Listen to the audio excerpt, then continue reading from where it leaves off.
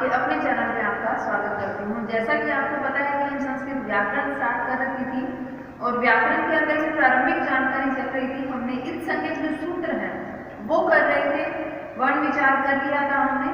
तो उपदेशीय जनासिका इत और हलंत्यम सूत्र हम कर चुके हैं, तो उसके आगे के जो सूत्र हैं वो हमने करने हैं। अगर ये वीडियो आपको किसी भी तरह से हेल्पफुल है तो मेरे चैनल को सब्सक्राइब कीजिएगा और पास में जो बेल आइकन है उसे दबाना ना भूलें, और वीडियो को लाइक करना ना भूलें। टाइम वेस्ट नहीं करते हुए अपने टॉपिक पर चलते हैं। Let's start the topic. Please इस वीडियो को लाइक करें और अगर आप इस चैनल पर नए हैं तो इस चैनल को सब्सक्राइब करें और साथ में जो बेल आइकन है उसे दबाना ना भूलें।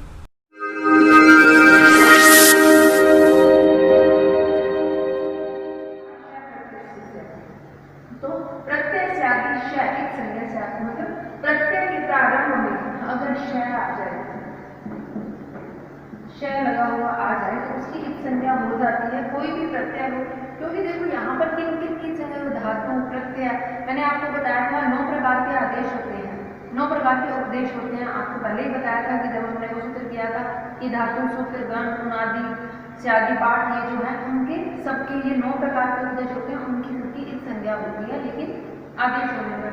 तो उसके अंदर वो बता रहे हैं कि प्रत्यय, तो प्रत्यय के प्रारंभ में अगर श है, ये श लगा हुआ है प्रत्यय के प्रारंभ में, तो इस श की भी एक संज्ञा हो जाएगी। जैसे फ, तो फ शेष रह जाएगा, श की एक संज्ञा हो जाएगी।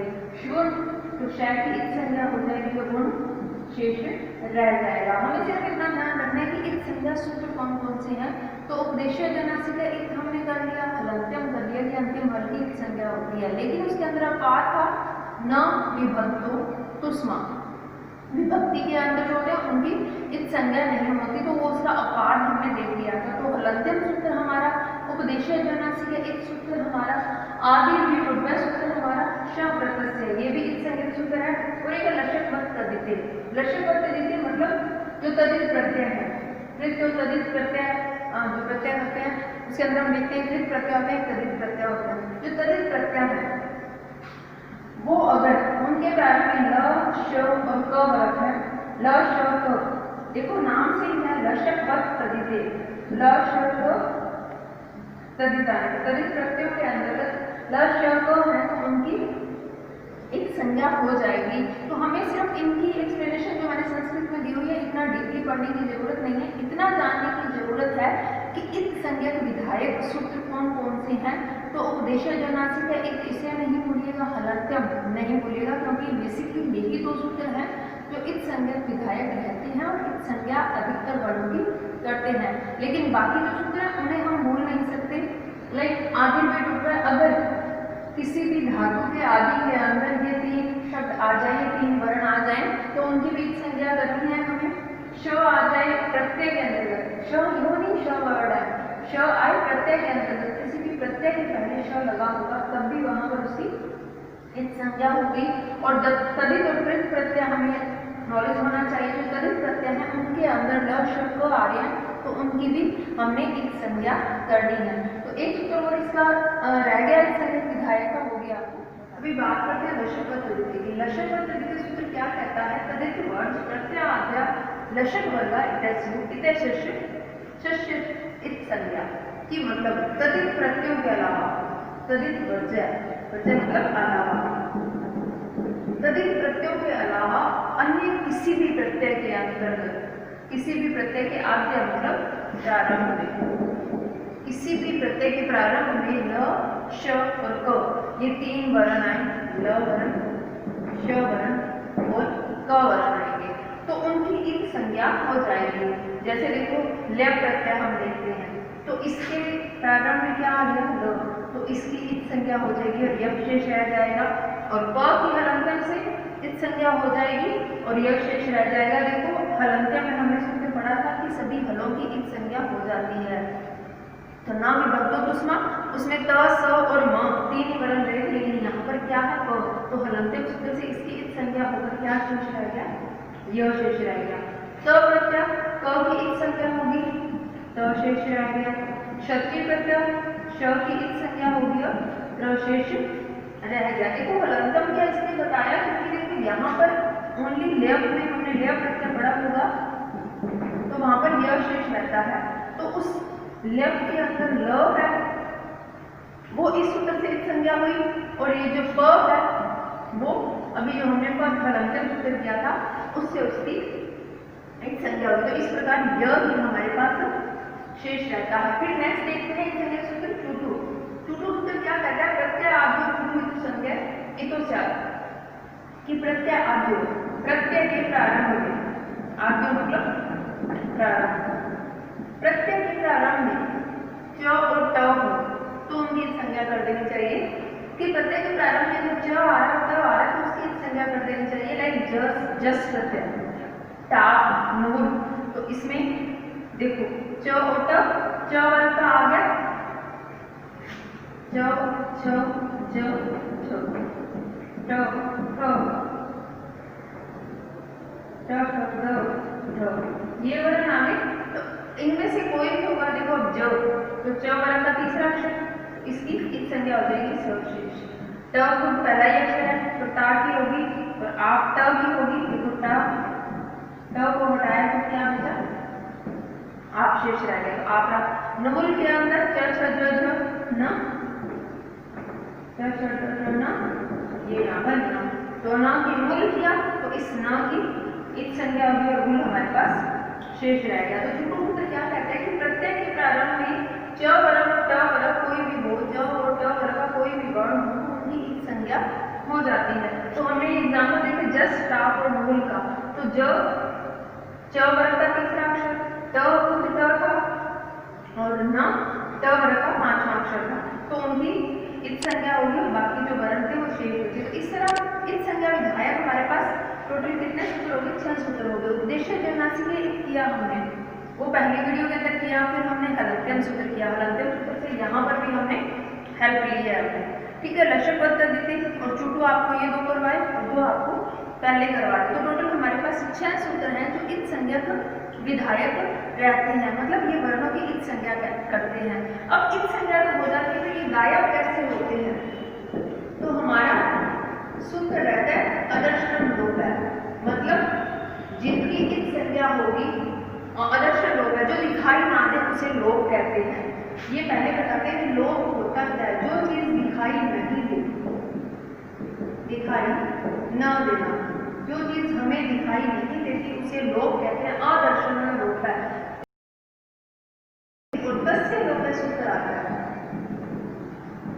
तस्य लोप सूत्र रहता है कि जिन जिन वर्णों की इत संज्ञा हुई है इन 6 सूत्रों से, इत संज्ञा विधायक जो हमने 6 सूत्र किए, जिन जिन वर्णों की इत संज्ञा सूत्र से, इन 6 के 6 सूत्रों से इत संज्ञा हुई है, तस्य लोप है, उन वर्णों का लोप कर देना चाहिए, उन वर्णों को गायब कर देना चाहिए, वहां से हटा देना चाहिए। यहाँ पर देखो ना जय की इत संज्ञा होगी, तो ये जय की तो इत संज्ञा हुई, गया कहाँ? तो इस तस्य लोप से इसका लोप हो गया, हमारे पास ओनली शेष रह गया। टा की इत संज्ञा की तो ये गया कहाँ? इस तस्य लोप सूत्र ने इसको गायब कर दिया। नवुल के नए की इत संज्ञा हुई तो ये गया कहाँ? उस तस्य लोप सूत्र ने गायब कर दिया। तस्य लोप सूत्र क्या काम करता है? जिन जिन वर्णों की इत संज्ञा हुई, जब उनका संयुक्त एक शब्द बनता है तो उन शब्दों में से उसको वो हटा देता है, लेकिन जब हम संधि करते हैं तो वापस वो शब्द हमें दिखाई देने लग जाते हैं। शब्दों का दिखाई न देना लोप कहलाता है। जब संयुक्त वर्ण बनाते हैं उनके अंदर कुछ वर्णों का दिखाई न देना वो लोप कहलाता है। वो लोप कैसे होता है? तस्य लोप का जो सूत्र है उस सूत्र से उनका लोप हो जाता है। ये है लोप संज्ञक सूत्र और ये 2 विषय हैं इस संज्ञक। उच्चारण स्थान इसके बाद आते हैं। उच्चारण स्थान हमारे करने जरूरी है, लेकिन उच्चारण स्थान से पहले माहेश्वर सूत्र का पढ़ना जरूरी है। तो माहेश्वर सूत्र क्या था वो बार बार वीडियो में अगर रिपीट होगा तो शायद आपको सुनकर लर्न हो जाए। तो अयोम रिलिक अयोग अयोच हय वर अटलान यमंगणम झव्यम घड़दश जबगड़दश खप छठ छठत्व कप्य षटसर और हल, ये 14 के 14 वर्ड आप लोगों को याद होने चाहिए। अभी देखते हैं उच्चारण स्थान। तो पहला उच्चारण स्थान आता है हमारा कंठ, मतलब हमारे कंठ से किन किन वर्णों का उच्चारण होता है। तो अपुह विसर्जनीय नाम कंठ है।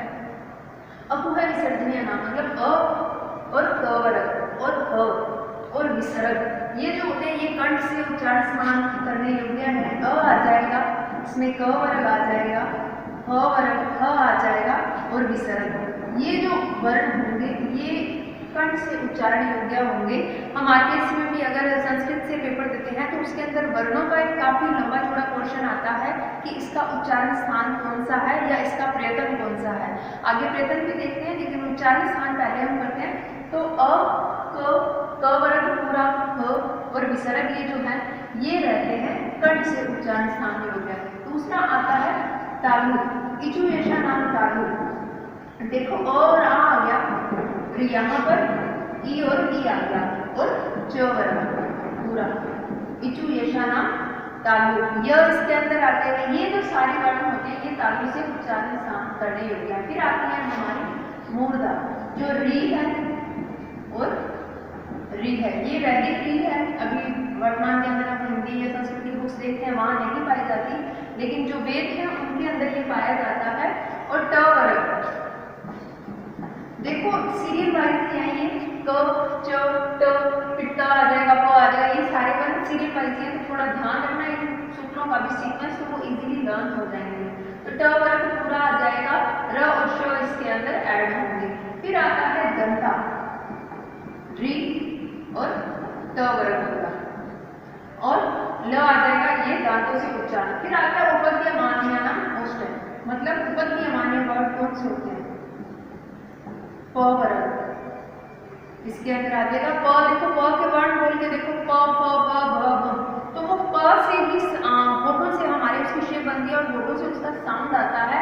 तो ये जो ऊ आया और जो प वर्ग है वो इसके अंदर आ जाएगा। और उपद्यमान्यानाम मतलब प और फ के बाद पहले ये आगे जो विसर्ग आती है उन्हें उपद्यमानीय कहा जाता है। तो ये भी इसी के अंतर्गत माने जाते हैं। फिर आता है नासिका अनुस्वार से, जितने भी अनुस्वार हैं वो नासिका से उच्चारण योग्य हैं। अनुस्वार से मतलब है कि जितने भी पंचमाक्षर हैं वो नासिका से उच्चारण करने योग्य हैं। मतलब प्रत्येक वर्ण का जो अंतिम वर्ण है वो नासिका से बोलने का है।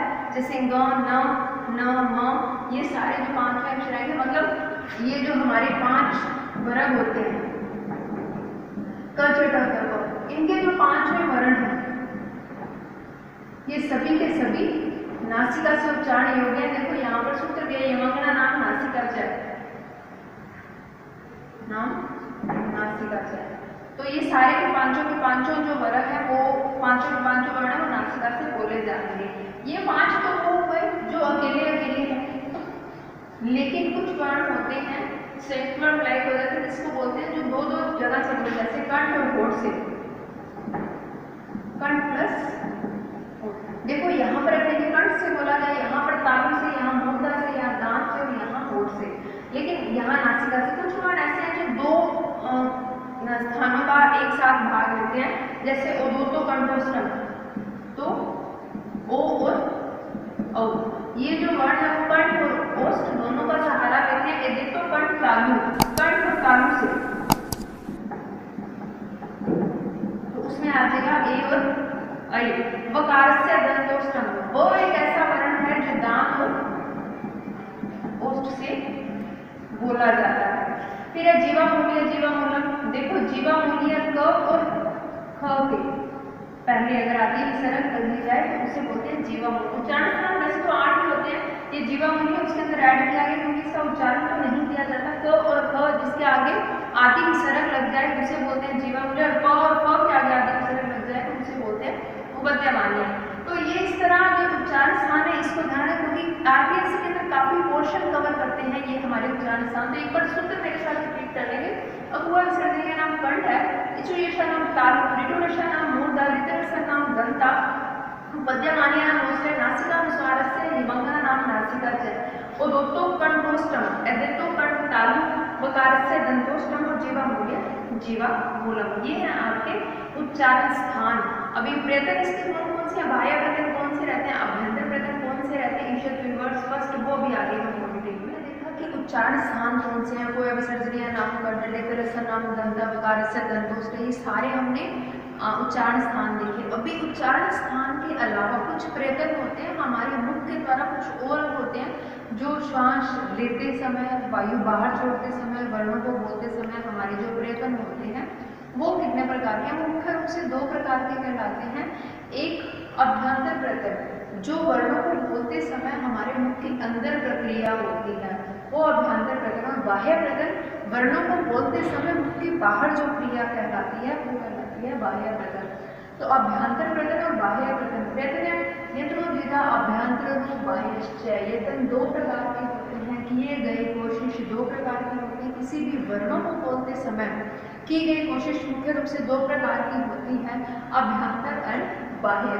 तो अभ्यंतर प्रकरण आंतरिक, बाह्य नाम से स्पष्ट है कि जब वर्ण बाहर निकलता है तो उस टाइम हमारे मुख के द्वारा जो क्रिया की जाती है उसे बोलते हैं। पहले देखते हैं अभ्यंतर प्रकरण। अभ्यंतर प्रकरण मुख्य रूप से 5 प्रकार का होता है।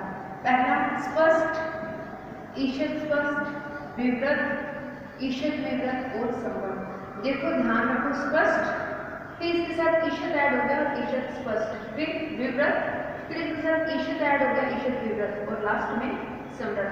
अब स्पष्ट कौन से? क से लेकर ना तक के जितने भी वर्ण हैं वो कहलाते हैं स्पष्ट वर्ण। काद्यो मावसाना स्पर्शा, स्पर्श वर्ण आपने सुने होंगे।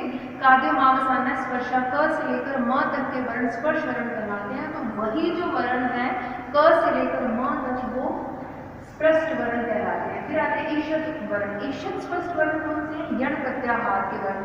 अब माहेश्वर सूत्र पर चलते हैं, यण प्रत्याहार के अंदर कौन से आएंगे? देखो अयूण, ऋलिक, अयोम, अयोच, हैपरट, लन, यमंगणम, जमय, गर्दश, जबगर्दश, खप, छठ, छटत्व, कप्य, शक्सर, हल। ये जो हमारा महेश्वर सूत्र था उसके अंदर य से लेकर न तक तो यण प्रत्याहार के वर्ण आ जाएंगे। तो य, र, ल, व ये वर्ण आ गए इसके अंदर।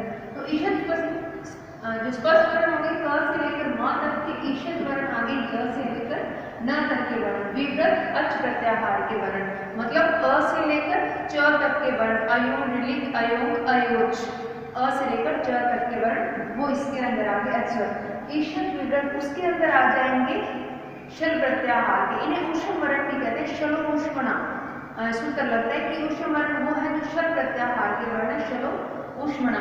तो यहाँ पर शल प्रत्याहार के वर्ण आ जाएंगे श, श, स, ह। ये 3 जो वर्ण है वो उसके अंदर आ जाएंगे। समृद्ध वर्ण ह्रस्व ए, केवल प्रयोग के अंदर जो किया जाता है ह्रस्व ए जो वर्ण होगा, मतलब केवल लिखने का प्रयोग किया जाता है, ये बोला नहीं जाता। अब ह्रस्व आधे ए को हम कैसे बोलेंगे? एक मात्रिक ए है वैसे तो उसको ह्रस्व को हम ए को कैसे बोलेंगे? तो ये केवल प्रयोग में होता है ह्रस्व ए। ये समृद्ध के अंदर आता है, केवल ह्रस्व ए इसके अंदर आता है। फिर से देखो स्पष्ट, क से म तक, ईषद स्पष्ट उसके अंदर यण प्रत्याहार के वर्ण आए। ईषद विवृत उसके अंदर अच प्रत्याहार के वर्ण आए। ईषद विवृत उसमें शल प्रत्याहार के वर्ण आए और समृद्ध उसके अंदर ह्रस्व ए आया। तो अभ्यंतर प्रकरण, भीतरी प्रकरण हमारे 5 प्रकार के होते हैं। अब देखते हैं बाह्य प्रकरण। ये बाह्य प्रकरण मुख्य रूप से 11 प्रकार के होते हैं। इसके अंदर भी अब देखो मैंने आपको कहा था कि महेश्वर सूत्र याद होना चाहिए, क्योंकि अब मैं बोलूँ अच प्रत्याहार के वर्ण आएंगे, शल प्रत्याहार के वर्ण आएंगे, जल प्रत्याहार के, कर प्रत्याहार के। अगर हमें महेश्वर सूत्र नहीं आएगा तो इन प्रत्याहारों के वर्णों के हमें नाम ही नहीं पता। जब आरपीएससी या रीड एग्जाम फाइट करते हैं तो काफी बड़ा पोर्शन इन प्रयत्नों का उच्चारण स्थानों का आता है, प्रत्याहारों का आता है कि खर प्रत्याहार के अंदर कौन कौन से वर्ण है या जश प्रत्याहार के अंदर कौन कौन से वर्ण आते हैं। वो चीजें कंसेप्ट हमारा महेश्वर सूत्र का क्लियर होगा तो हम इन प्रत्याहारों के, अब मैंने भी सीधा यही बताया ईषद में यण प्रत्याहार के, विवृत में अच के, इसमें शल प्रत्याहार के, क्योंकि एक एक वर्ण को याद करना मुश्किल है कि अ, ई, उ, ए, ऐ, ओ, इसमें ये आते हैं तो सीधा बोल सकते हैं कि अच वर्ण आते हैं, इसमें श, श, स, ह आते हैं तो सीधा बोल सकते हैं शल प्रत्याहार के वर्ण आते हैं।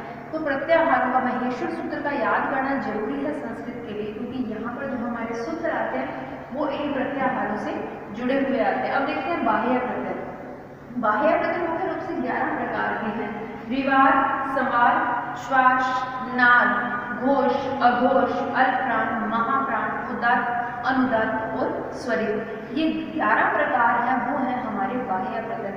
मतलब वर्णों को जब हम बोलते हैं, जब वो वायु बाहर आती है बोलते समय, उन वर्णों को बोलते समय जो हमारे मुख से श्वास से जो वायु निकलती है वो किस किस स्थान से किस तरह की निकलती है, तो वो चीज़ उनको नाम दिया गया है। विवार, संवार, नाद, घोष, अघोष, अल्पप्राण, महाप्राण, उदात्त, अनुदात्त और स्वरित। 11 प्रकार के इनको नाम दिए गए हैं। अब देखते हैं कि विवार, विवार क्या होता है?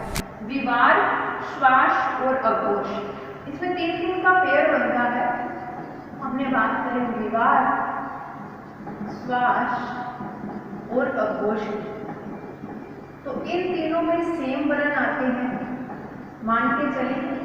प्रत्येक वर्ग का पहला अक्षर और दूसरा अक्षर, शल प्रत्याहार के वर्ग और खर प्रत्याहार के वर्ग।